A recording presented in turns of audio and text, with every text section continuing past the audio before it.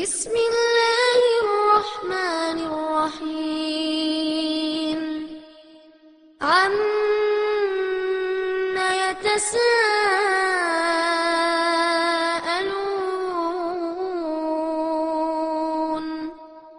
عن النبأ العظيم الذي هم فيه مختلفون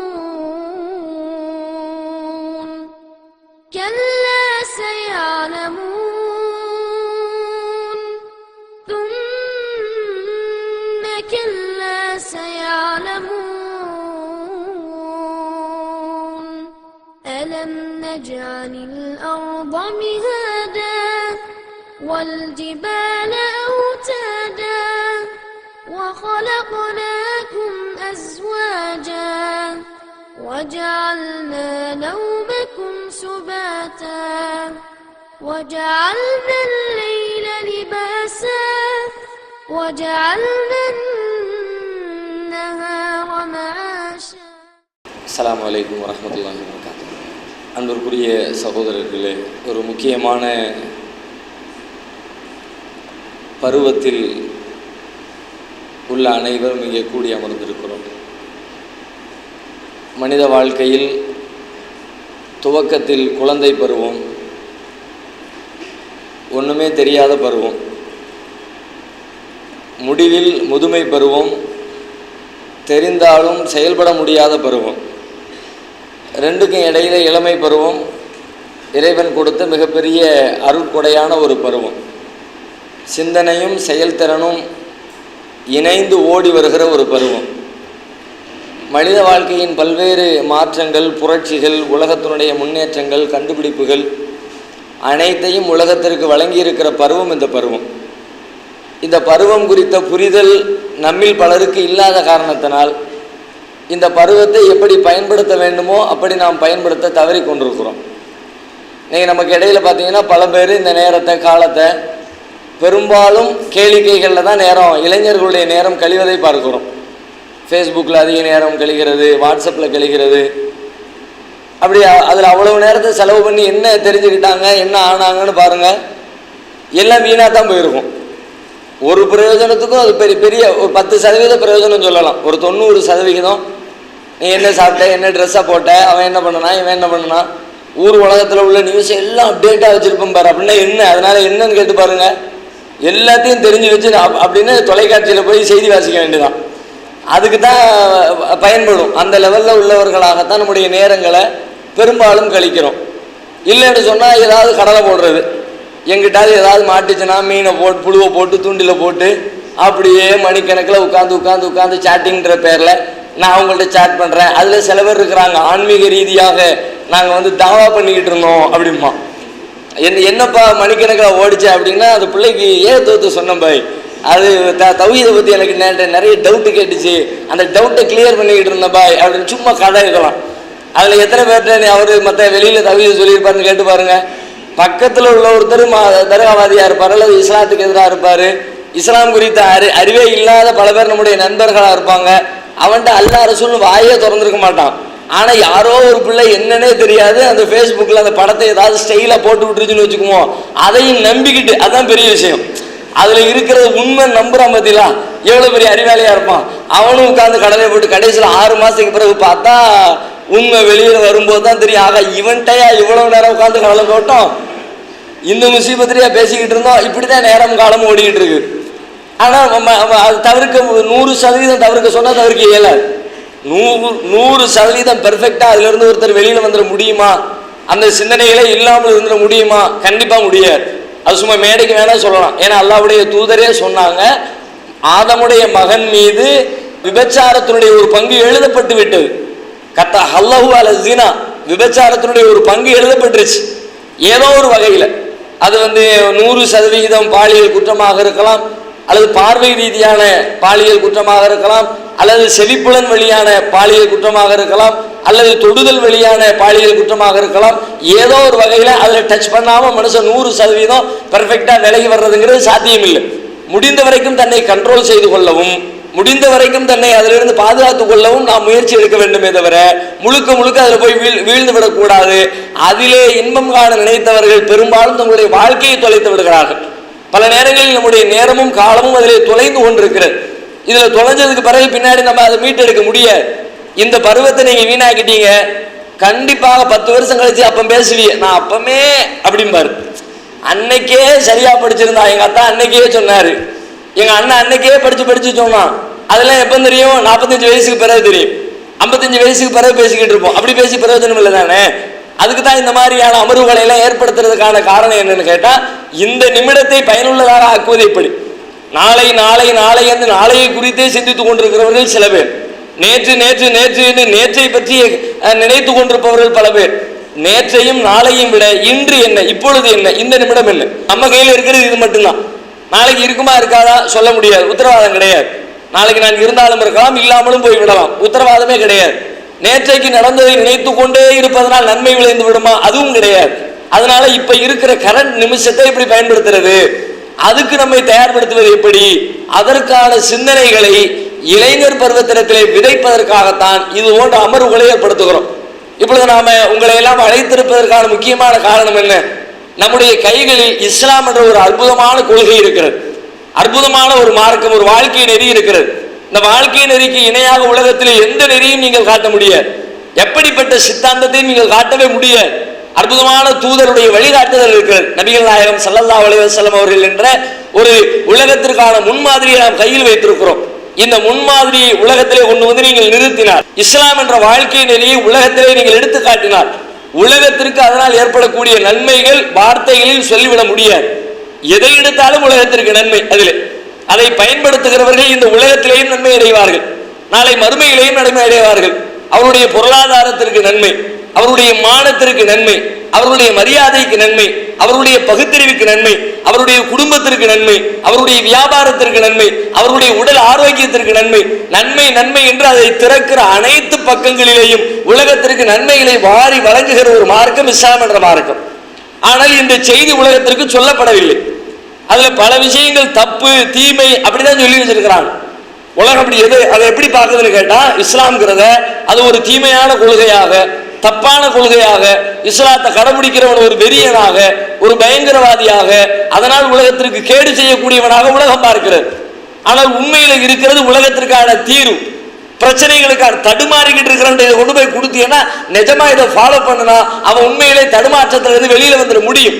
இப்படி எதை எடுத்து பார்த்தாலும் அற்புதம். அதனுடைய கடவுள் கொள்கையா பகுத்தறிவு பூர்வமானது, அதனுடைய வழிபாடா அறிவிற்கு உகந்து செயல்படுத்துவதற்கு தகுதியானது, அதனுடைய ஆரோக்கியம் குறித்த பார்வையா உலகத்திலே எந்த மனிதனாலும் சிந்திக்க முடியாது. இப்படிப்பட்ட ஒரு கொள்கையை ஏற்றிருக்கிற நாம் அதை உலகத்திற்கு கொண்டு போய் சேர்த்திருக்கிறோமா, சேர்க்க முயற்சித்திருக்கிறோமா? பெரும்பாலும் காணவே காணும். ஏன் காணும்? ஏன் செய்யல?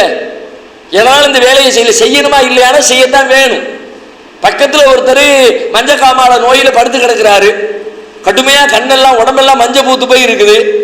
அந்த ஊர்ல இவருக்கு என்ன மருத்துவம் பார்க்கணும்னு தெரியாம முடிச்சுக்கிட்டு இருக்கிறாங்க. பக்கத்து ஊர்ல ஒரு நாட்டு வைத்தியர் இருக்கிறாரு, உங்களுக்கு தெரிஞ்சவர்.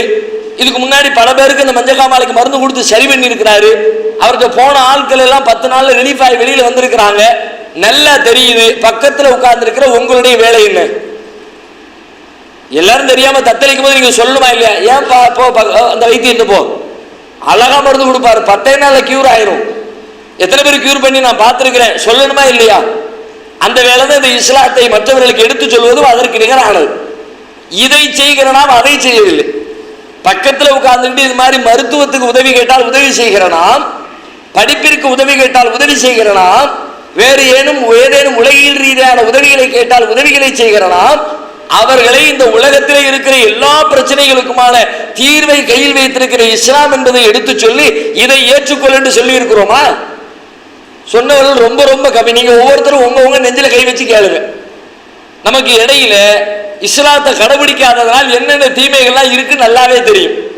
ஒரு சாதாரண கல்லுக்கு முன்னாடி கொண்டு போய் நெத்தியை கொண்டு வைக்கிறாங்கல்ல, அவர்களே செதுக்கிய கல்லு தான் அது. ஆனா கல்லுக்கு பல வியாக்கியானங்கள் கொடுத்துக்குவாங்க.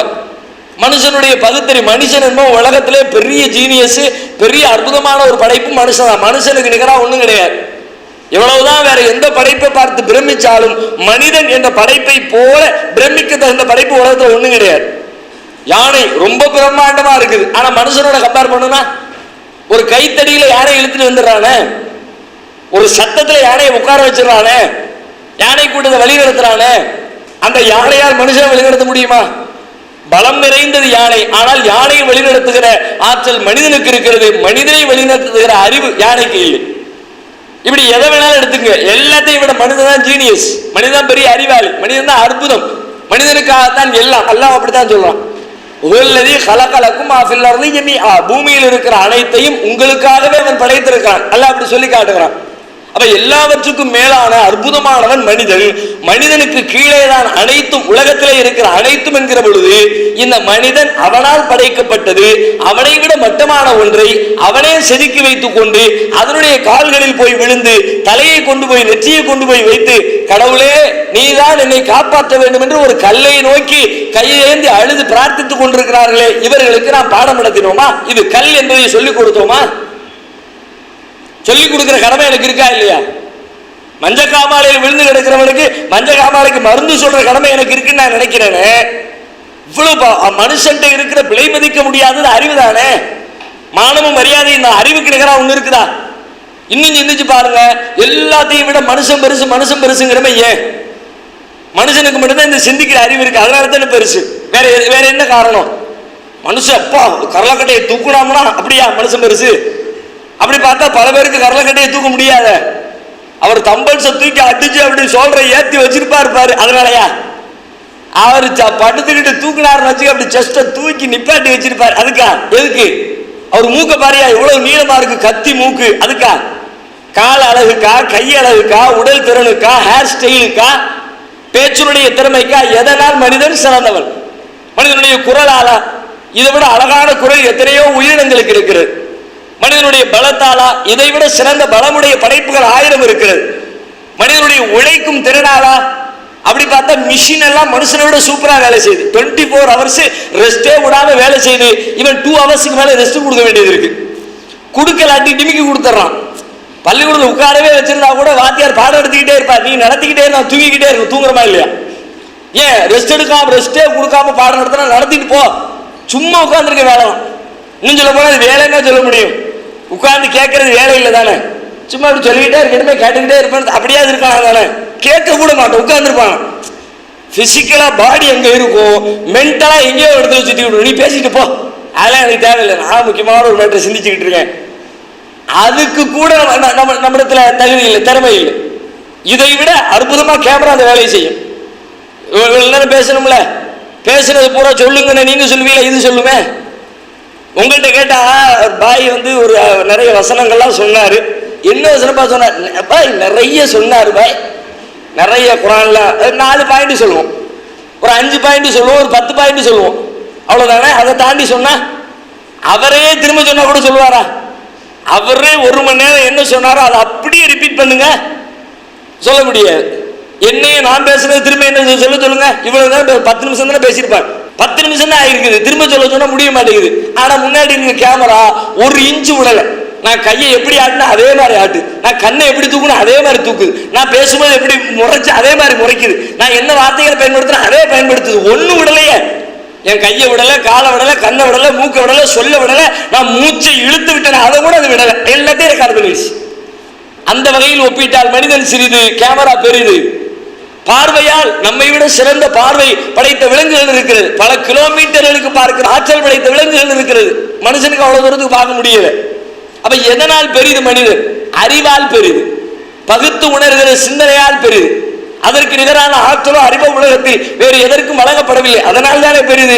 அப்படிப்பட்ட பகுத்தறிவை இங்கே இழக்கிறானா இல்லையா? எதை எடுத்தாலும் அறிவை கொண்டு சிந்திக்கணும், அறிவா செயல்படணும், அப்பதான் மனுஷன். அப்பதான் மனுஷனுக்கு இருக்கிற மரியாதை. அறிவு வெட்டத்தனமா செயல்பட்டா அவன் மனித தன்மையை இழக்கிறான். அதனால தானே அறிவு இருக்கான்னு கேட்டவனுக்கு கோபம் வருது. அதே போய் ஹோட்டல்ல போய் மூளை இருக்கான்னு கேட்டா இருக்குது என்று எத்தனை வேணும்னு கேட்டுறாரு. அவர் கொண்டு வந்து வச்சிடறாரு, பரிமாறுறாரு, நம்ம மிளகு போட்டு நல்ல காரமா இருக்கு, சூப்பரா சமைச்சிருக்கிறாரு அப்படின்னு திருட்டு வந்துடுறோம். சாதாரண பேசி உனக்கு மூளை இருக்கா, உனக்கு அறிவு இருக்கா, ஏன் கோபம் வருது? இருக்குன்னு சொல்லிட்டு இல்லைன்னு சொல்லிட்டு போக வேண்டியதானே? இருந்தா என்ன, இல்லாட்டி உனக்கு நான் போடான்னு போக வேண்டியதானே? ஏன் கோபம் வருது? அதுதான் நான், என் அறிவு தான் நான். அறிவு இருக்கா நீலாம் மனுஷனான்னு கேட்கிற கேள்விக்கு சமானம் அது. அப்படிப்பட்ட ஒரு அம்சத்தை ஒரு கல்லை படைத்து வைத்து உருவாக்கி வைத்து கல்லுக்கு முன்னால் கொண்டு தலையை வைக்கிறான் என்றால் அவன் தலையை வைக்கவில்லை, அறிவை இழக்கிறான், அங்கே சிந்திக்க மறக்கிறான், அங்கே பகுத்தறிவை தொலைக்கிறான். அங்கே என்னடா மனுஷன் அறிவை இழந்துட்டியடா, கல்லுக்கு முன்னாடி கொண்டு போய் உன் நெத்தியை வைக்கிறிய, பாடம் நடத்தணுமா இல்லையா? நடத்தணுமா? எத்தனை பேருக்கு நடத்தினோம்? உங்களுடைய சக நண்பர்களுக்கு எத்தனை பேருக்கு மத்தியில் நீங்கள் அதை விவாத பொருளாக்கினீர்கள்? கரடு முரடா சொல்லணும்னு நான் சொல்ல வரல, மென்மையாகவாவது சொன்னோமா? நுட்பமாகவாவது சொன்னோமா? கிடைக்கிற வாய்ப்பை பயன்படுத்தியாவது சொன்னோமா? எத்தனை பேர் சொன்னோம்? அவர் கூட சேர்ந்து போக வேண்டியது, அவர் கோயிலில் போய் கும்பிட்டு வருவார், நம்ம வெயிட் பண்ணிட்டு இருப்போம். நம்ம உள்ளலாம் வர மாட்டோம், நம்ம முஸ்லீம் பாய், அதனால உள்ள வர முடியாது, நீங்க போயிட்டு வாங்க, வெயிட்டிங். சரி போயிட்டு வந்தானே, ஏன்டா போனேன், எதுக்குடா போனேன், என்னடா இருக்குது, எதுல விழுந்த, எதுக்கு முன்னாடி என்ன கேட்ட, யாரு கேட்டு, கேட்கணுமா இல்லையா? கேட்டமா கேட்கல. இப்படி எதை வேணாலும் எடுத்துங்க. கடவுள் கொள்கையிலிருந்து நடைமுறையில் நீங்கள் பார்க்கிற எந்த அம்சத்தையும் எடுத்துக்கொள்ளுங்கள். இஸ்லாத்தை தூக்கி கொடுத்தால் அவர்களால் வாயிலிருந்து பேச முடியாது. அப்படிப்பட்ட அற்புத கொள்கை. மனிதனுடைய ஆரோக்கியம் என்று சொன்னால் இஸ்லாம் ஆரோக்கியத்திற்கு வழிகாட்டுவதை போல உலகத்திலே வேறு எந்த சித்தாந்தத்திலேயும் இன்றைக்கு இருக்கிற மருத்துவ உலகத்தால் கூட ஆரோக்கியத்திற்கு வழிகாட்ட முடியாது. இஸ்லாம் அப்படி வழிகாட்டுகிறது. சுகாதாரத்துக்கு ஐநா சபையிலிருந்து சில நாட்களை வச்சிருக்கலாம். கை கழுவும் நாள் ஒரு நாள் இருக்கு. ஐநா சபையிலிருந்து அதுக்கு ஒரு பெரிய ஃபண்ட் ஒதுக்கி கையை கழுவ சொல்லணும்பா. ஏன்பா கையை கழுவும்? அதுக்காக வேண்டி உலகம் முழுக்க கருத்தரங்குகள் அந்த தேதியில கையை கழுவுறதுக்குன்னு போட்டு எவனா ஃபண்ட் ஒதுக்குவானா? அவன் சாப்பிட்டா கழுவான்ப்பா, அவன் போனா கழுவான்ப்பா. இப்ப என்ன அதுக்குன்னு மெனக்கிட்டு போய் பாடம் நடத்தணுமா? நம்ம நடப்போம்ல. ஆனா உலகத்தினுடைய அறிஞர்களும் உலகத்தை நிர்வகிக்கிற தலைவர்களும் கூடியிருக்கிற ஐக்கிய நாடுகளுடைய சபையில ஒரு நாளை ஒதுக்கி இந்த நாளுக்கு பெயர் கை கழுவும் நாள், கை கழுவுவது சிறப்பை சொல்லித்தர வேண்டிய நாள், அதனால் கை கழுவாதனால் ஏற்படுகிற கேடுகளை படித்துக் கொடுக்க வேண்டிய நாள், அதுக்காக வேண்டி இந்த ஃபண்ட் வச்சுக்க, உலகத்தில் கூட்டம் போடு, போஸ்டர் அடி, முடிஞ்ச வரைக்கும் மக்கள்கிட்ட கொண்டு போய் சேரு அப்படின்னு உட்கார்ந்து பெருசா கிளாஸ் நடத்திக்கிட்டு இருக்கிறானே. எப்போ? 21ஆம் நூற்றாண்டு. ஏன் சொல்றான்? அவன் நிறைய ஆராய்ச்சி பண்ணிட்டு படிச்சு பார்த்துட்டு நோய்களுடைய முக்கியமான காரணங்கள்ல ஒண்ணு கையில தான் இருக்குது. கண்ட இடத்துல கையை வைப்பான், கையை வச்சவன மூக்க நோண்டுவான், மூக்க நோண்ட பல்லுக்குள்ள கையை விடுவான், கையில கொண்டு வச்சானா வச்ச இடத்துல கிருமி இருக்கும், கிருமி கையில பிடிக்கும், அது மூக்குக்கு போகும், கண்ணுக்கு போகும், வாய்க்கு போகும், உள்ள டெவலப் ஆகும். நோய்களுடைய துவக்கமாக கைகள் இருக்கிறது. எனவே மனிதர்களுக்கு கை கழுவ கற்றுத் தருவோம் அப்படின்னு பாடம் நடத்திக்கிட்டு இருக்கான். நம்ம அதை பத்தி எல்லாம் சிந்திச்சிருக்க மாட்டோம், அது வேற செய்தி. சாப்பிடுறதுக்கு முன்னாடி கை கழுவுறதுக்கு யோசிக்கிற ஆசாமியில இருக்கலாம். அன்னைக்கு ஒருத்தர் பேசிடும் போது சொல்றாரு, என்ன கை கழுவாம உட்காந்துட்டிய, நான் நேரத்தையே கழுவி வச்சுட்டேன் பாய். திடீர்னு சாப்பாடு பாடு யாராவது வச்சுட்டாங்கன்னா போய் அது நேரம் வீணாகிக்கிட்டு இருக்கும். அதனால முதல்ல கழுவி ப்ரிப்பேரா உட்கார்ந்துருக்கிறாங்க. 2 நாளைக்கு முன்னாடி கை கழுவி என்ன லட்சணத்துல இருக்கும் இது பாருங்கள். இந்த கை கழுவுதலை கற்றுக்கொள்வதற்கு 21 நூற்றாண்டுகள் உலகத்திற்கு தேவைப்பட்டிருக்கிறது. ஆனால் இஸ்லாத்தை கடைபிடிக்கிறவனுக்கு ஒரு நிமிடம் கூட தேவையில்லை. தினசரி 5 நேரம் இறைவனை தொழுவதற்காக நீ கைகளை கழுவியாக வேண்டும் என்று இஸ்லாம் கட்டளை இட்டு விடுகிறது. நீங்க மருத்துவராக இருக்க தேவையில்லை, ஐநா சபையுடைய கருத்தரங்கத்தில் பங்கேற்க தேவையில்லை, அதனால் ஏற்படுகிற கேடுகள் என்ன நன்மைகள் என்ன என்பதை நீங்கள் அறிந்திருக்க தேவையில்லை. முஸ்லீமாக இருந்தால் கை கழுவித்தான் ஆக வேண்டும் என்பதை நீங்கள் கடைபிடிப்பீர்கள், அந்த ஆரோக்கியத்தின் பயனை அனுபவிப்பீர்கள். இன்னும் நிறைய இருக்குது. ஆனா இன்னும் அவன் சொல்லுவான், நாம கையை மட்டுமா கழுவுறோம், வாயை கழுவுறோம், மூக்கு கழுவுறோம், தலையை மசேஜ் செய்யறோம், கைகளை முட்டு வரைக்கும் கழுவுறோம், கால்களை கரண்ட வரைக்கும் கழுவுறோம். கொஞ்ச நாள் பொறுத்துருங்க, இன்னும் 5 வருஷத்துக்கு பிறகு மூக்கு கழுவும் நாள் ஒரு நாள் வரும். அவங்க டைம் வேணுமா? இப்பதான் கைக்கே வந்திருக்கோம். நம்ம ஃபர்ஸ்ட் ஸ்டார்டிங் கை தானே, மூக்குக்கு வர்றதுக்கு இன்னும் டைம் இருக்குது, வாய்க்கு வர்றதுக்கு டைம் வரும். ஒரு நாளைக்கு 5 தடவை கழுவு, 7 தடவை கழுவு, 10 தடவை கழுவு என்று தூக்கி கொண்டு வருவார்கள். அந்த காலத்தே வாழ்கிற மக்கள் அந்த கண்டுபிடிப்பிற்கு பிறகு மூக்குக்குள்ள இவ்வளவு மேட்டு இருக்குதா, அப்ப நான் டெய்லி மூக்கு கழுவணுமே அப்படின்னு மூக்கு கழுவுறதுக்கு நேரம் ஒதுக்குவான். நமக்கு அந்த பிரச்சனையே இல்லை. அல்லாஹ் சொன்னான், அல்லாஹ்வுடைய தூதர் சொன்னார்கள், அதை நான் கடைபிடித்தேன், எனக்கு அதுவே போதுமானது.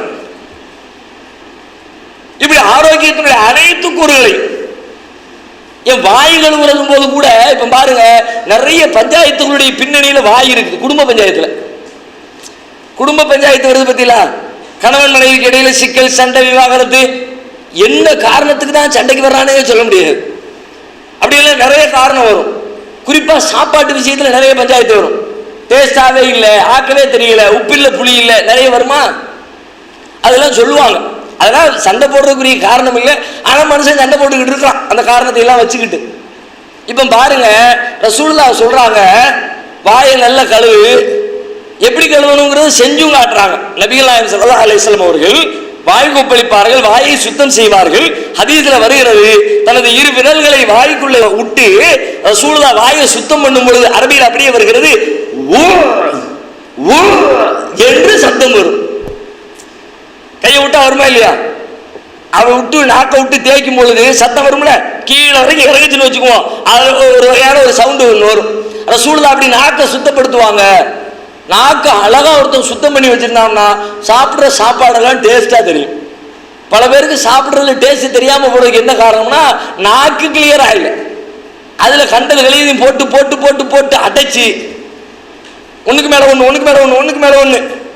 சோத்தை போட்டாச்சு, அதுக்கு மேல ரசத்தை ஊற்றி, அதுக்கு மேல சாம்பாரை போட்டாச்சு, அதுக்கு மேல வாழைப்பழத்தை போட்டாச்சு, காஃபியை போட்டாச்சு, டீயை போட்டாச்சு, பண்ணை போட்டாச்சு, கேக்கை போட்டாச்சு, பச்சை போட்டாச்சு, இருக்கிற எல்லாத்தையும் அள்ளி போட்டா ஒண்ணுக்கு மேல ஒண்ணு, ஒண்ணுக்கு மேல ஒண்ணு, லேயர் கூடிக்கிட்டே போகுது. டேஸ்ட் எப்ப தெரியும்? நாக்குல பட்டா தெரியும். நாக்குக்கு மேல 1.5 கிலோமீட்டருக்கு நீ அடைச்சு வச்சிருந்தா எப்படி டேஸ்ட் கண்டுபிடிக்கிறது? அப்ப வாயை கழுவும் போது நாக்கை கிளீன் பண்ணு. நாக்கு சுத்தமான திங்கிறதுடைய டேஸ்ட் தெரியும். டேஸ்ட் தெரிஞ்சா லேசாக்குற பரவாயில்ல, நல்லா செஞ்சிருக்கிறான் அப்படின்ட்டு போயிடுவோம். சாப்பாடு பஞ்சாயத்து தீர்ந்துதா இல்லையா? இந்த மாதிரி சின்ன சின்ன வழிகளில் நபிகள் நாயகம் ஒரு 4-5 நாட்களுக்கு முன்னால் ஒரு கைனகாலஜிஸ்ட், ஒரு அந்த மகப்பேறு மருத்துவர், ஒரு பெண்மணி, முஸ்லீம் அல்லாதவர், அவரே அவருடைய வேறொரு நண்பர் சந்திக்கிறார். இந்த சந்திப்பை பற்றி நம்ம பேசிட்டு இருக்கிறார். அப்ப அவர் சொல்லுகிறார், சுத்தம் என்று சொன்னால் முஸ்லிம் பெண்களுக்கு இணையான சுத்தத்தை நான் எங்கள் சமூகத்தில் நான் இதுவரை மருத்துவம் பார்த்த எந்த பெண்களிடத்திலும் பார்த்ததில்லை. மகப்பேறு மருத்துவர்னால என்ன, குறிப்பாக பெண்களுடைய மறைவிடங்கள் குறித்த விஷயங்கள் தான் அவங்களுக்கு அதிகமாக அவங்களுடைய பாடமே அதுதான். அதை எப்படி சுத்தமாக வச்சுக்கிறது, அங்கே எப்படி அந்த மாதிரி விஷயங்கள் தான் அவங்க படிச்சிருப்பாங்க, அதுதான் தொழிலா பண்றாங்க. பொதுவாக வெளிப்படையாக பார்த்தால் முஸ்லீம் இருக்கிற பகுதியெல்லாம் சுத்தமான இருக்காதுப்பா, எல்லாம் கச்சடாவா இருக்கும், அப்படி ஒரு பேர் இருக்கு. சில ஊர்களை தவிர பெரும்பாலான இடங்கள்ல பார்த்தீங்கன்னா சாக்கடை இது மாதிரியாக இருக்கும்னு ஒரு பேர் இருக்கும். ஆனால் அவங்க சொல்றாங்க, சுத்தத்திலே முஸ்லீம் பெண்களை போல நான் யாரையும் சொல்றது, யாரும் முஸ்லீம் அல்லாதவங்க, முஸ்லீம் பொம்பளைங்களை மாதிரியான சுத்தமா பார்த்ததே இல்லை. என்னிடத்தில் மருத்துவத்திற்கு வருகிற அத்தனை பேருக்கும் நாங்கள் தான், எங்களுடைய நர்சுகள் தான் 99% அல்ல 100% அவர்களுடைய மறைவிடங்களை சுத்தப்படுத்துகிற வேலை எங்களுக்கு தான், நாங்க தான் பண்ணி ஆகணும். ஆனா முஸ்லீம் பொம்பளைங்கள்ல 100க்கு சுத்தம் படுத்தினா பெரிய விஷயம் தான். முஸ்லீம் பெண்கள் வந்தா 100 ஆளுக்கு நாங்க சுத்தப்படுத்த வேண்டிய தேவை வரலாம், அது கூட அரிது.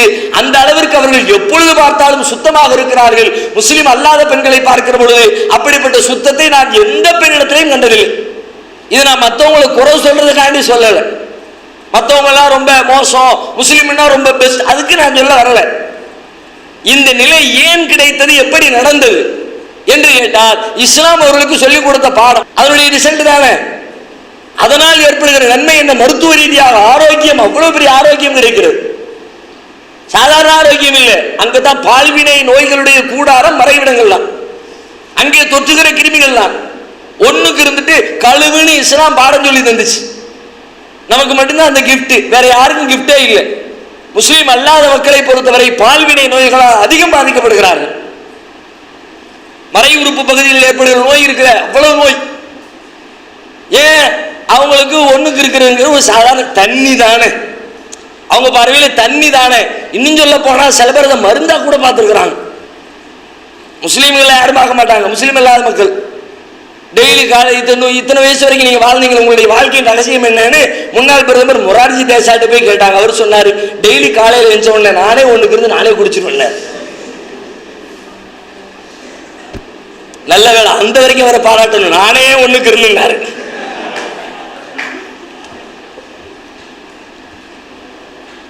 எவ்வளவு பெரிய அசுத்தம்! அதை அசுத்தம் என்று புரிந்து கொள்கிற அறிவு இருந்ததா? அவங்க நினைச்சுக்கிட்டாங்க தண்ணி தானே போகுது, பேசாம அடிச்சு விட்டோமா போனோமா. ஆனா நோய் கிருமிகளுடைய கூடாரம் முதல்ல சிறுநீர் பையில தான் கிருமிகளுடைய மொத்தமும் வந்து சேரும்.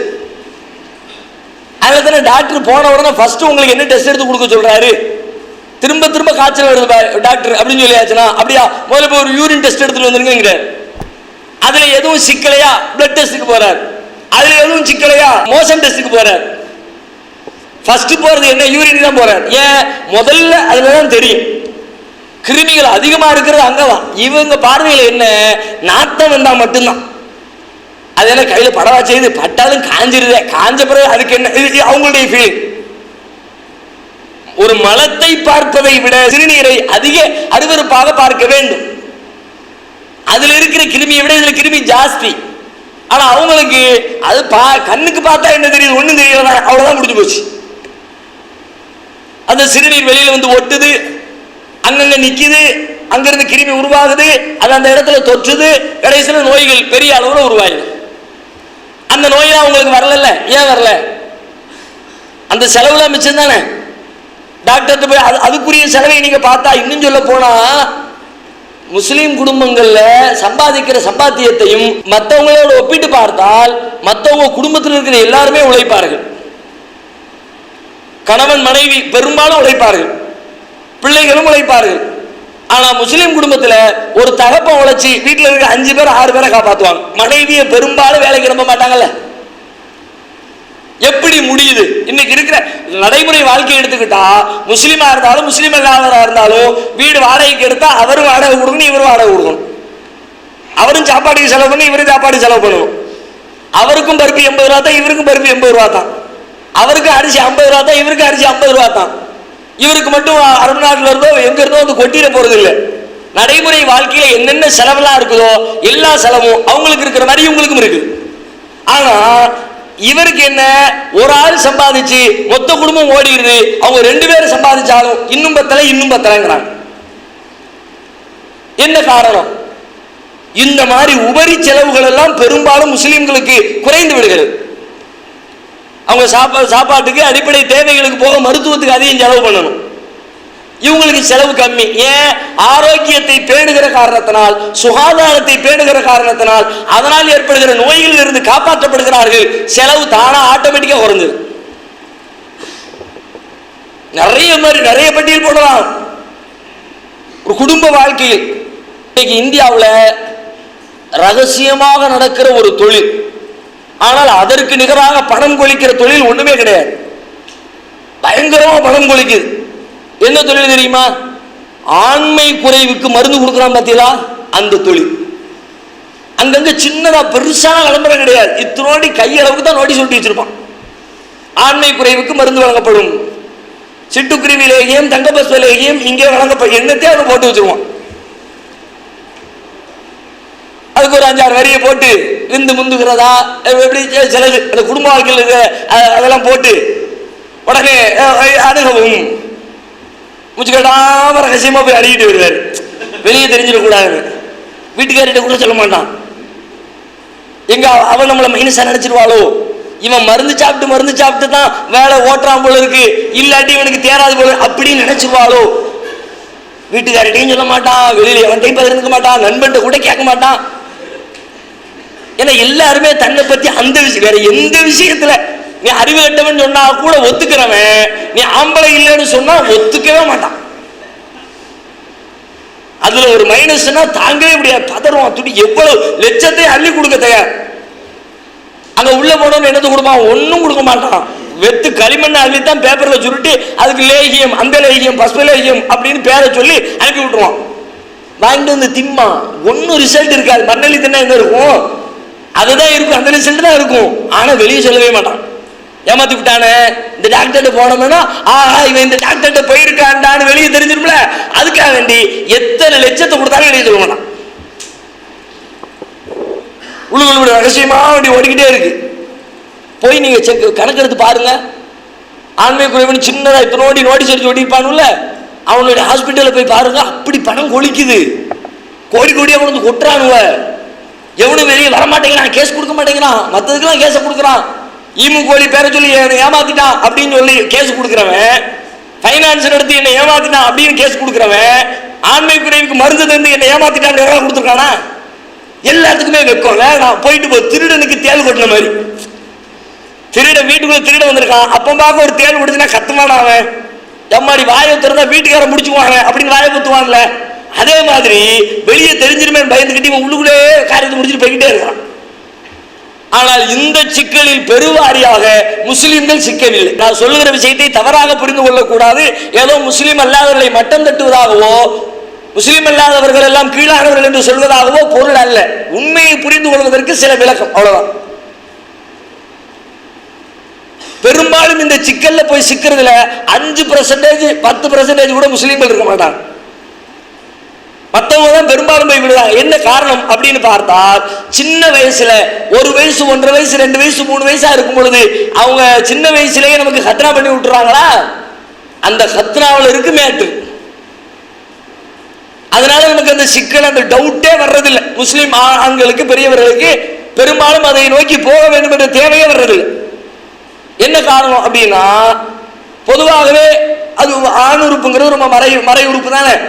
அதனுடைய முன்பகுதியை ஏற்கனவே ஒரு தோல் வேற மூடி இருக்குது. மூடி இருக்கும்போது ரொம்ப சேஃப்டியா ரொம்ப பாதுகாப்பான இடத்துல இருந்து கொண்டே இருக்கிறது.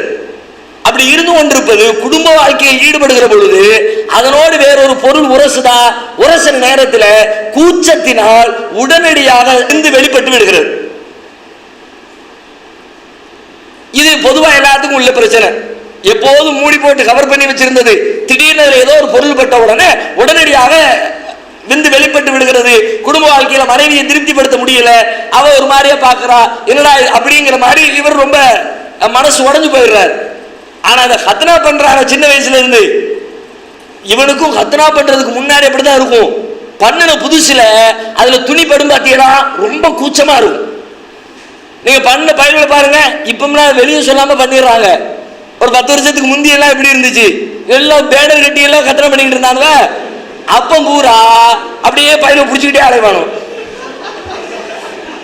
வந்துருக்கீங்களா? ஏன் பிடிக்கிறான் அப்படி? துணி தானே இது, அதுல பெரிய மம்மடியே போட்டிருக்கு சட்டை முன்னாடி, வெறும் துணி தானே. துணி பேசாம அங்கிட்டு கிடக்க வேண்டியதானே. துணி பட்ட உடனே ஒரு மாதிரி கூசு, பல நாட்களுக்கு பிடிச்சிக்கிட்டே இருக்கிறான். திடீர்னு விடுதான், லேசா படுது, திடீர்னு பிடிக்கான், திடீர்னு விடுதான், பட்டு பட்டு பட்டு பட்டு பட்டு பட்டு வருஷ காலமா படுதா. அந்த கூச்சமே இல்லாம அத்து போயிரு, மறத்து போகுது அந்த இடம். இப்ப அங்க ஒரு பஞ்சாயத்தும் இல்லை, ஒரு பிரச்சனையும் இல்லை. குடும்ப வாழ்க்கையில் ஈடுபடுகிற பொழுது சிக்கல் இல்லாமல் குடும்ப வாழ்க்கையில் 2 பேரும் இன்பத்தை அடைவதற்கு அங்கே ஒரு வாய்ப்பு இருக்கிறது. ஆனந்த விகடன் பத்திரிகையில கொஞ்ச நாளைக்கு முன்னாடி உச்சி முதல் உள்ளங்கால் வரை அப்படின்னு ஒரு பெரிய தொடர் ஒண்ணு வந்துச்சு. உங்களை சில பேர் படிச்சிருக்கலாம். அந்த தொடர்ல மருத்துவ குறிப்புகளாக தான் தொடர் எழுதினாங்க. தலையிலிருந்து கால் வரைக்கும் ஒவ்வொரு பாட்டா எடுத்து எழுதிட்டு வரும்போது மகேந்திரன் சொல்லிட்டு ஒரு சிறுநீரக சிறப்பு நிபுணர், மருத்துவ நிபுணர் ஒருத்தர் ஒரு கட்டளை எழுதும்போது அவர் சொல்றாரு, முஸ்லிம்களிடத்துல இந்த பிரச்சனை குறைவு. காரணம், அவர்கள் சிறு வயதில் கத்தனா செய்து விடுகிறார்கள். இது அனைவருக்கும் பொதுவாக்கப்பட வேண்டிய அம்சம்னு பொதுவான ஆனந்த விகடன் பத்திரிகையில் வந்து செய்தி. இன்னொரு செய்தி தெரியுமா? இதனால அறிவுஜீவிகள், இந்த மருத்துவத்தை அறிந்தவர்கள் யாரெல்லாம் இருக்கிறார்களோ அவர்கள் இருக்கிற பகுதியில் எல்லாம் சிறு வயதிலேயே முஸ்லிம் அல்லாதவர்களுக்கும் கத்னா செய்கிறார்கள். இஸ்ரேல் எடுத்துக்கங்க, இஸ்ரேல் நாடு இருக்குல்ல, இன்னைக்கு உலகத்திலேயே பெரிய அறிவாளிகளுடைய கூடாரம்னு சொல்றதா இருந்தா இஸ்ரேலை தான் சொல்லணும். அவர்களுக்கு நிகராக உலகத்திற்கு கண்டுபிடிப்புகளை தந்தவர்கள் ஒருத்தரும் இல்லைன்னு சொல்லி போடுவான். இன்னைக்கு அவருக்கு எந்த துறை எடுத்தாலும் அவருடைய மூல கர்த்தாக்கள் ஒருத்தர் இஸ்ரேல் இருப்பான். எந்த பிசினஸ் எடுத்துங்க, எந்த கண்டுபிடிப்பு எடுத்துங்க, கோடி கோடியாக பணம் குளிக்கிற ஒரு தேசம் இஸ்ரேலிய தேசம். ஒரு ஹார்ட் ஆபரேஷன் பண்ணணுமா, அவன் மருந்து இல்லாம உலகத்தில் நீங்க இன்னைக்கு ஹார்ட் ஆபரேஷன் பண்ண முடியாது. இதே அறுவை சிகிச்சை எல்லாம் நடக்குத இஸ்ரேல்காரன் கண்டுபிடிச்சதுதான். இப்படி எக்கச்சக்கமான தொழில்கள், 1 2 இல்ல. ஒரு விவசாயமா பசுமை புரட்சி, வெண்மை புரட்சி, எந்த புரட்சியை நீங்க கொண்டு வந்தாலும் அதனுடைய பேக்ரவுண்ட்ல இஸ்ரேல் இருக்கு. அப்படிப்பட்ட இஸ்ரேலிய தேசத்தில் பெருவாரியாக வாழ்கிறவர்கள் யூதர்கள். அந்த யூத சமூகத்தில் இன்றைக்கும் பழக்கம் இருக்கிறது, அவர்கள் கத்னா செய்து கொள்வார்கள். அவங்க யாரும் முஸ்லீம் இல்லை, யூதர்கள். அதனால கத்ரா பண்றான். ஏன் பண்றான்? அதுல இருக்கிற ஆரோக்கியத்தை அறிந்து புரிந்த காரணத்தினால் முஸ்லீமோ முஸ்லீம் இல்லையோ எனக்கு இதனால் நன்மை கிடைக்குது, நான் பண்ணிக்கிறேன் போ. கவர்மெண்ட்ல ஆர்டர் போட்டு எல்லா பிள்ளைங்களுக்கும் பண்றான். ஏன் நம்ம தமிழ்நாட்டில் இப்ப ஆட்சியில் இருக்கிறாங்களே ஜெயலலிதா, இதற்கு முந்தைய தடவை ஆட்சியில் இருக்கிற பொழுது இருக்கிற எல்லா சுகாதார மையங்களுக்கும் அரசு மருத்துவமனைகளுக்கும் ஒரு ஜீவோ கவர்மெண்ட் ஆர்டர் ஒன்றை போட்டார்கள். என்ன ஆர்டர் என்றால், அரசு மருத்துவமனைகளில் பிறக்கிற அத்தனை ஆண் குழந்தைகளும் ஹத்னா செய்யப்பட்டு தான் அவர்கள் வெளியே அனுப்பப்பட வேண்டும். இப்படி ஒரு ஆர்டர் போட்ட. தௌஹீத் ஜமாத் இல்ல, சுன்னத் ஜமாத் இல்ல, வேற எந்த ஜமாத்தும் இல்ல, முஸ்லிம் பாய் இல்ல, ஜெயலலிதா அம்மா போட்டாங்க. ஏன் போட்டாங்க? மருத்துவ ரீதியாக அவர்களுக்கு சொல்லப்பட்டிருக்கிறது. நிறைய பிரச்சனை வருது, அரசாங்க மருத்துவமனைக்கு 1008 கோடிகளை நம்ம ஒதுக்க வேண்டியது இருக்குது, பேசாம சில வேலைகளை செஞ்சு வைங்க, நோய்களுடைய விகிதாச்சாரம் குறையும், நம்முடைய பணமும் மிச்சமாகும்னு சொல்லிட்டு சொன்னதுனால ஆர்டரை போட்டாங்க. ஆனா எல்லாரும் அதை எப்படி புரிஞ்சுக்கிட்டாங்கன்னா, ஏதோ முஸ்லீம்கள் செய்யற காரியத்தை தான் செய்யற மாதிரி நினைச்சுக்கிட்டு எந்த பேரண்ட்ஸும் அதை செய்ய முன்வரவில்லை. இது முஸ்லீம் இல்லைன்னு மேட்டர் கிடையாது. இது ஒரு ஆரோக்கியம் சார்ந்த ஒரு விஷயம் என்று பார்த்திருந்தால் இன்றைக்கும் தமிழகத்தில் முஸ்லிம் அல்லாத மக்கள் கூட கத்னா செய்யப்பட்ட நிலையில் இருப்பார்கள், அதன் ஆரோக்கியத்தை பெறுவார்கள். அப்ப இப்படி நவீன காலத்து விஞ்ஞானத்தில் எதுவெல்லாம் மனிதர்களுக்கு நன்மை தருகிறது என்று கண்டு அறியப்பட்டிருக்கிறதோ அந்த விஷயங்களை எல்லாம் முஸ்லிமாக இருக்கிறவர் ஆய்வு செய்ய தேவையில்லை, அறிந்திருக்க அவசியம் இல்லை, பல ஆயிரங்களை கொட்டி கொடுத்து மருத்துவர்களிடத்திலே செலவு செய்ய வேண்டிய தேவையில்லை. முஸ்லிமாக இருந்தால் போதும், குர்ஆனை படித்தால் போதும், நபிமொழியை பின்பற்றினால் போதும், அந்த ஆரோக்கியத்தின் நன்மைகள் அனைத்தையும் அவர் அறுவடை செய்து கொள்கிறார். எதனால் கிடைச்சிச்சு? நம்ம முஸ்லிமா இருக்கிறதுனால தானே. இப்படி ஒவ்வொரு துறையிலையும் சொல்ல முடியும். இந்த அற்புதமான தகவலை உலகத்திற்கு சொன்னோமா? சொன்னால் எடுத்துக்கொள்வார்கள். சில பேர் வீம்புக்கு எடுக்காதவர்கள் இருப்பார்கள், அவங்கள விட்டுருங்க. வீம்பு பிடிக்காதவர்கள், நல்லவர்கள், நல்லது எங்கு கிடைத்தாலும் அதை ஏற்றுக்கொள்ள விரும்புகிறவர்கள், அப்படிப்பட்டவங்க நம்மளை சுத்தி எத்தனை பேர் இருக்கிறாங்க. நம்மளோடு பழகுகிற முஸ்லிம் இல்லாத இந்து மக்கள், கிறிஸ்தவ மக்கள், ஏன் கடவுளே இல்லை என்று சொல்லுகிற நாத்திக மக்கள், அவர்களை எத்தனை பேர் அன்பாக பண்பாக பெரும்பாலும் பாசத்தோடு, ஒரு சிலர் மட்டும்தான் இயக்க ரீதியா சில பேர் இருப்பான், சில தலைவர்கள் இருப்பான், அவன் தான் வெறி பிடிச்சவனா இருப்பான். மற்றபடி நம்ம கூட பழகி கொண்டிருக்கிற அத்தனை பேருமே அன்பில் திளைத்தவர்கள். அப்படிப்பட்ட நம்முடைய இந்து சொந்தங்களுக்கு சொன்னோமா? உங்க ஃப்ரெண்டு தானே, நண்பன் தானே, நண்பனுக்கு சொன்னீங்களா? இத அவன் செய்யாட்டி அவன் பிள்ளைக்காக செய்வாரா இல்லையா? அந்த நன்மை அவர்களுக்கு கிடைக்கட்டுமே. நீங்க மட்டும்தான் நன்மையா இருக்கணுமா? நல்லது உங்களுக்கு மட்டும் தான் நடக்கணுமா? மற்றவங்களுக்கு நடக்க கூடாதா? நம்ம சொல்லல, சொல்லாமையின் பின்னணியில் என்ன இருக்கிறது என்று யோசித்தால் அதனுடைய நன்மை நமக்கே தெரியல. ஏன் சொல்லல? தெரிஞ்சா சொல்லி இருப்போம், வச்சுக்கிட்டா பாய் வஞ்சகம் பண்றோம். அது எப்படி தெரியும் நமக்கு? யாரு சொன்னா? எங்கிருந்து படிச்சோம்? சிக்கல் அங்கதான் வருது. நெசா தானே.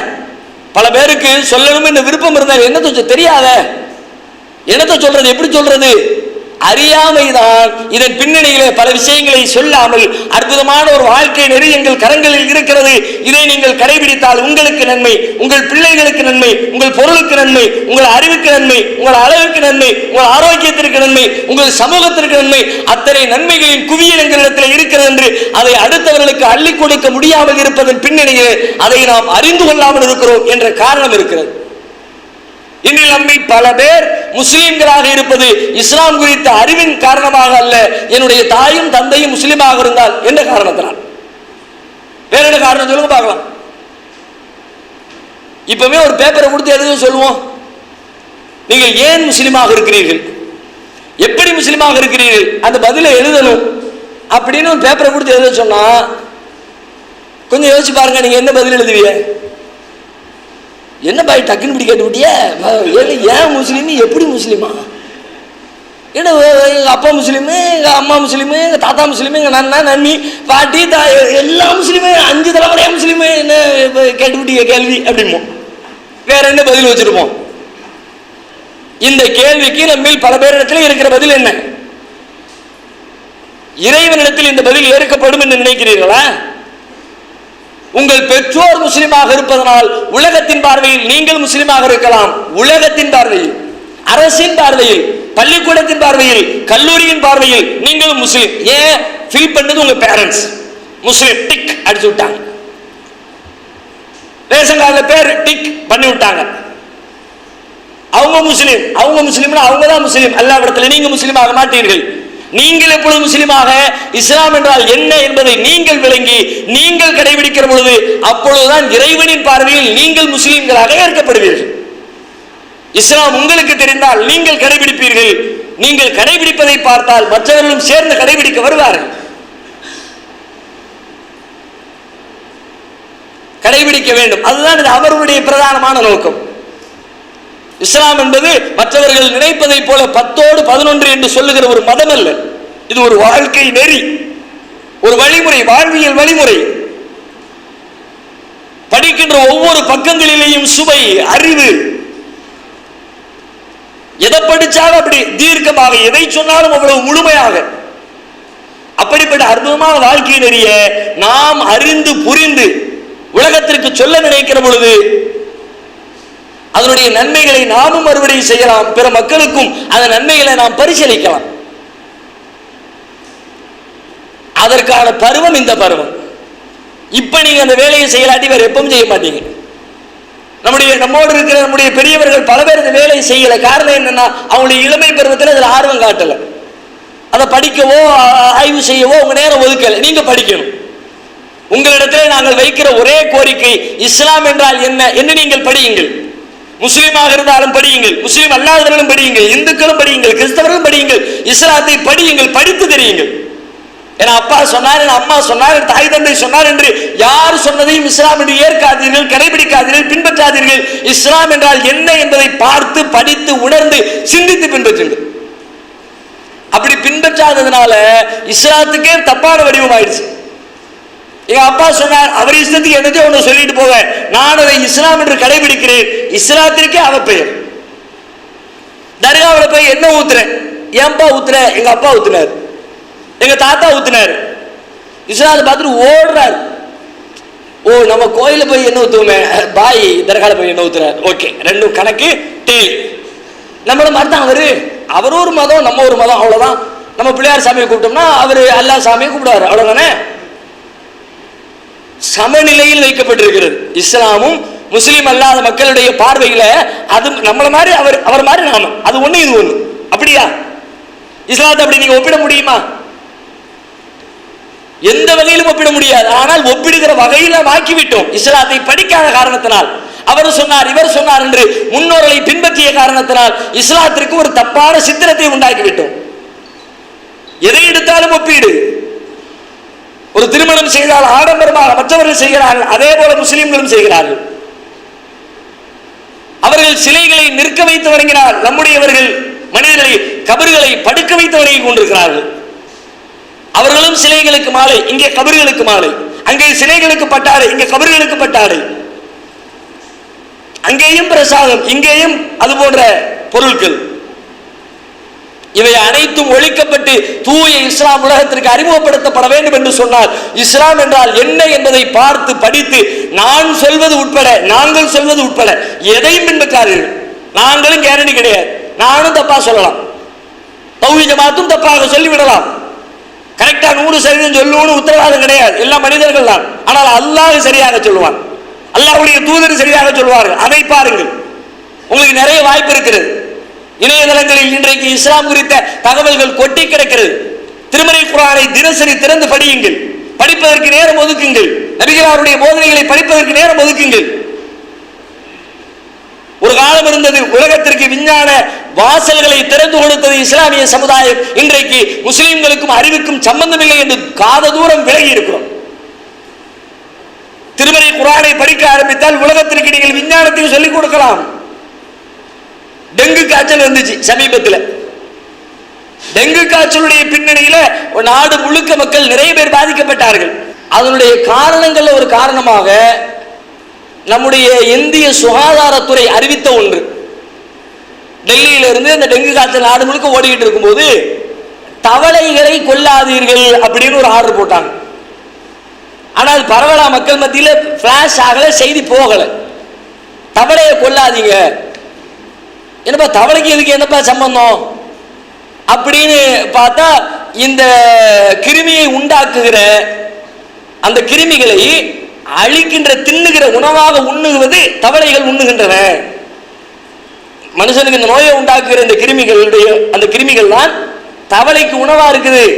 எனவே தவளையை கொல்லாதீங்க.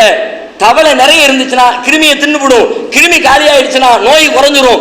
எனவே நீங்கள் இதை கடைபிடிக்க வேண்டும் என்று சொல்லி இந்திய சுகாதாரத்துறை உலக மக்களுக்கு, இந்திய மக்களுக்கு ஒரு வேண்டுகோள் விடுத்தது. அண்ணல் பெருமகனார் நபிகள் நாயகம் ஸல்லல்லாஹு அலைஹி வஸல்லம் அவர்கள் எந்த அறிவியல் கண்டுபிடிப்புகளும் வளராத காலத்தில் 14 நூற்றாண்டுகளுக்கு முன்னர் எத்தனையோ பிராணிகளை கொல்ல வேண்டும் என்று கட்டளையிட்டு விட்டு தவளையை கொல்லாதீர்கள் என்று கட்டளையிட்டார்கள். தவளையை கொல்லாத ரசூலுல்லாஹ் ஆர்டர் போட்டாங்க. என்ன தவளைகள் என்ன இருக்கு? ஒரு காலத்துல பார்த்தா தவளையும் ஒரு மாதிரி இருக்கு, அசிங்கமா இருக்கு, கொல்லத்தான வேணும்னு நினைச்சோம். இப்ப தெரியுது நபிகளார் சொன்னதற்கான காரணம். இதுவெல்லாம் உலகத்திற்கு சொல்லப்பட்டால் அள்ளி அரவணைக்க மாட்டார்களா? எனவே அப்படி ஒட்டுமொத்த உலகமும் உண்மையான இஸ்லாத்தை புரிந்து கொள்ள வேண்டும் என்றால் முஸ்லிம்களாக இருக்கிற நாம் முதலில் இஸ்லாத்தை படிப்போம், அதை கடைபிடிப்போம். அல்லாஹ் ரப்பல் ஆலமீன் அப்படிப்பட்ட நன்மக்களாக நம் அனைவரையும் ஆக்கி அருள் புரிவானாக. அல்லாஹ்